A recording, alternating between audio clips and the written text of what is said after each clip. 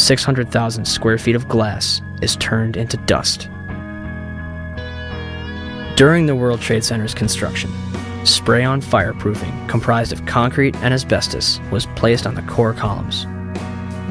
When asbestos was outlawed in 1971, they ceased this procedure at the 64th floor of the South Tower.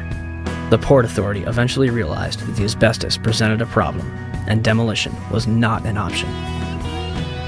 In 1989, the Port Authority estimated the removal of asbestos from both the World Trade Center and LaGuardia Airport would have cost up to $1 billion.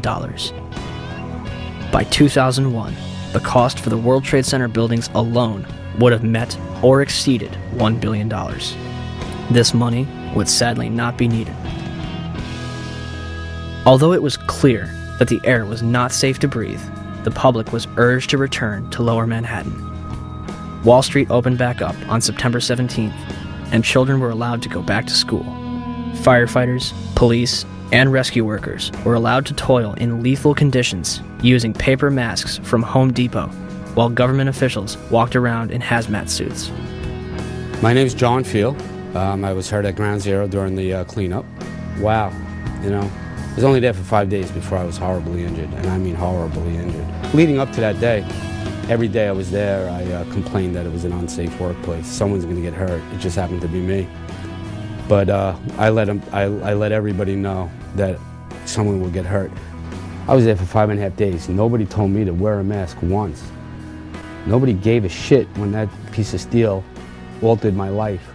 But like the thousands that are suffering and sick, I didn't roll over and play dead.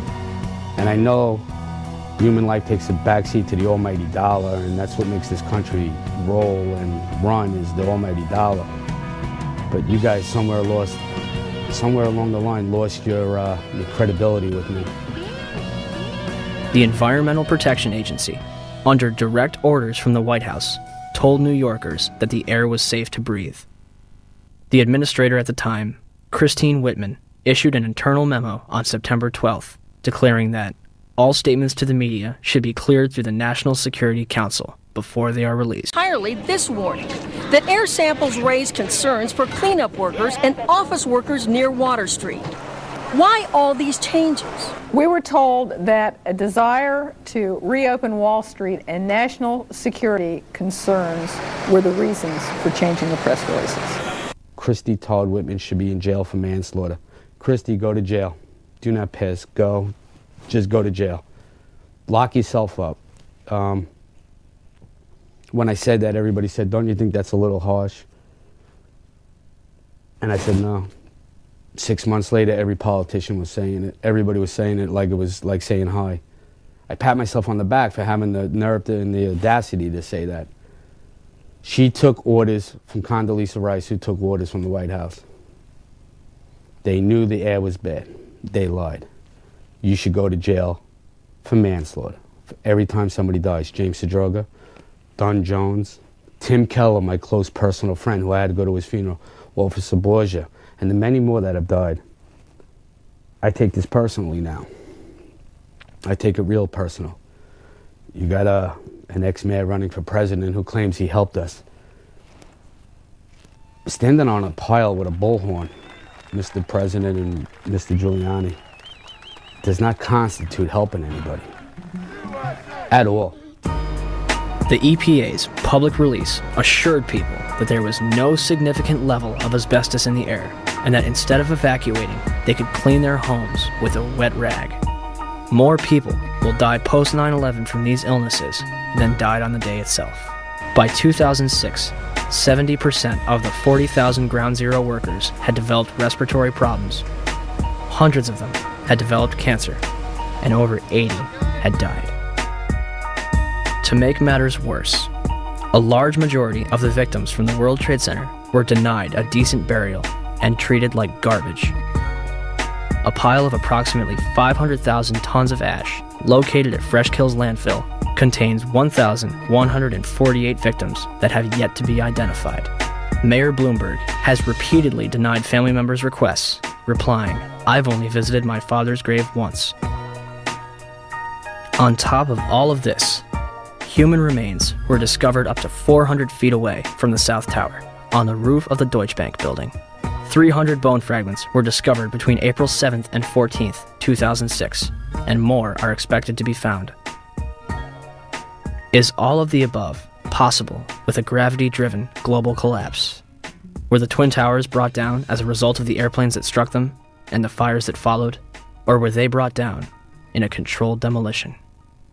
All right, some new information coming in. Report from Associated Press of a large plane crashing in western Pennsylvania. This is according to officials at the Somerset County Airport. A large plane crashing in western Pennsylvania. We have that plane crash. I'm sorry, go ahead, Skip. Say it again. Repeat, please, Skip. I'm saying somebody may have made that horrible decision to go ahead and take the plane down.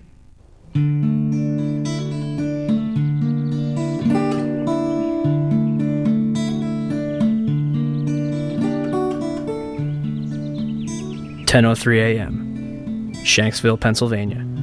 United Airlines Flight 93 allegedly plows into an abandoned strip mine at 580 miles per hour. 20 minutes flying time from Washington, D.C.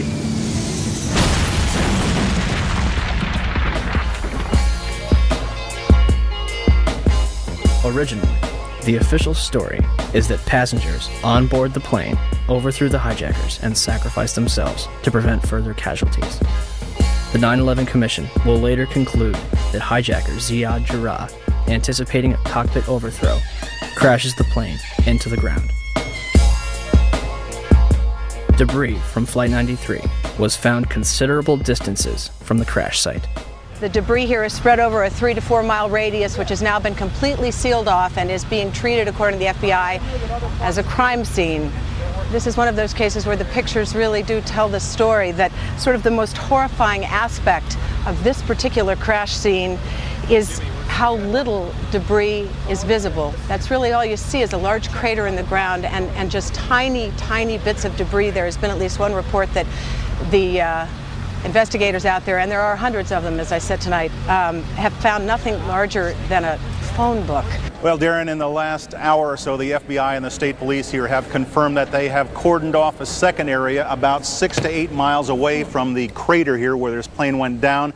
This is apparently another debris site, which raises a number of questions. Why would debris from the plane, and they identified it specifically as being from this plane, why would debris be located 6 miles away? Could it have blown that far away? Seems highly unlikely. Almost all the debris found at this site is within 100 yards, 200 yards away. So it raises some questions. We don't want to over-speculate, of course.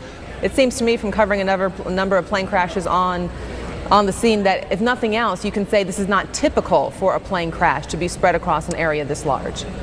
It certainly doesn't make sense, because most of the debris has been found in a very compact area, within 100 yards, 200 yards, maybe a little beyond that. And then all of a sudden they're telling us 6 miles away they have another concentration of debris. They say it's very small pieces. Most of these are very small pieces. Most of the pieces here are no bigger than the size of a briefcase, they say, and the pieces 6 miles away, maybe even smaller than that. Did they find a plane in Shanksville? Within the last hour. I want to get quickly to Chris Kanicki. He was back there just a couple of minutes ago, and Chris, I've seen the pictures. It looks like there's nothing there except for a hole in the ground. Basically, that's right. The only thing you could see from where we were was a big gouge in the earth and some broken trees. From where we could see, there wasn't much left. Any large pieces of debris at all? No, there was nothing that you could distinguish that a plane had crashed there. Smoke, fire?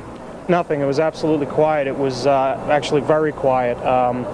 Nothing going on down there, no smoke, no fire, just a couple of people walking around. They look like part of the NTSB crew walking around looking at the pieces. How big would you say that hole was? From my estimates, I would guess it was probably about 20 to 15 feet long, and probably about 10 feet long, or 10 feet wide.